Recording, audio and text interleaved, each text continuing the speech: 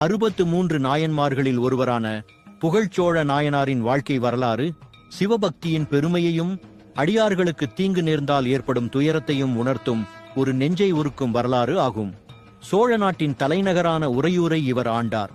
புகழ்ச்சோழர் சிறந்த வீரம் மிக்க மன்னராகவும் நேர்மையான நீதி தவறாத செங்கோல் ஆட்சி புரிபவராகவும் இருந்தார். சைவம் தழைக்க பாடுபட்டார்.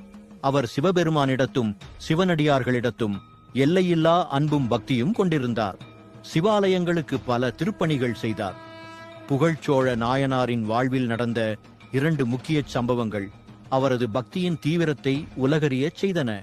எரிபத்த நாயனார் சம்பவம். ஒருமுறை சிவனுக்கு சாத்த பூக்களை எடுத்துச் சென்ற சிவகாமி ஆண்டார் என்னும் சிவனடியாரின் பூக்குடலையை மன்னரின் பட்டத்து யானை சிதறடித்தது. இதைக் கண்ட எரிபத்த நாயனார் என்னும் சிவபக்தர் சிவனுக்கு தீங்கு இழைத்த யானையையும் அதன் பாகனையும் கொன்றார். இதை கேள்விப்பட்ட புகழ்ச்சோழர் கோபத்துடன் வருவதை விடுத்து அங்கு வந்து நின்றார்.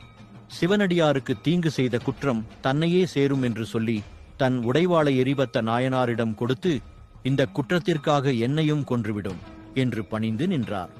அவரது உண்மையான பக்தியை கண்டு மகிழ்ந்த சிவபெருமான் காட்சி கொடுத்து யானையையும் பாகரையும் உயிர்ப்பித்தார். இதன் மூலம் அவரது அடியார் பக்தி உலகிற்கு உணர்த்தப்பட்டது. இரண்டாவதாக, தியாகத்தின் உச்சம் தீக்குளிப்பு. ஒரு சமயம் கப்பம் வரி செலுத்தாத அதிகன் என்ற மன்னன் மீது படையெடுத்துச் சென்று அவனது படைகளை வென்று வர அமைச்சர்களுக்கு உத்தரவிட்டார். வெற்றிக்கு பின் வீரர்கள் பகைவர்களின் குவித்து வைத்த தலைகளை மன்னரிடம் கொண்டு வந்தனர். அந்த குவியலில் சடைமுடி தரித்த ஒரு சிவனடியாரின் தலை இருப்பதைக் கண்டு மன்னர் அதிர்ந்து போனார். சைவ நெறி தழைக்க நான் ஆண்ட நாட்டில் ஒரு சிவத்தொண்டருக்கு தீங்கு இழைத்து விட்டேனே, அடியாரை கொன்ற நான் இனியும் வாழ அருகதையற்றவன் என்று மனம் வருந்தினார். உடனே தன் மகனுக்கு முடிசூட்டி அரியணையை துறந்தார்.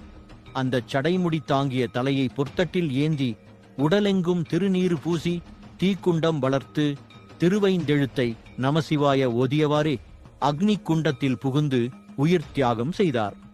சுந்தரமூர்த்தி நாயனார் திருத்தொண்டத் தொகையில் பொழிற்கருவூர் துஞ்சிய புகழ்ச்சோழர்க்கு அடியேன் என்று இவரை புகழ்கிறார்.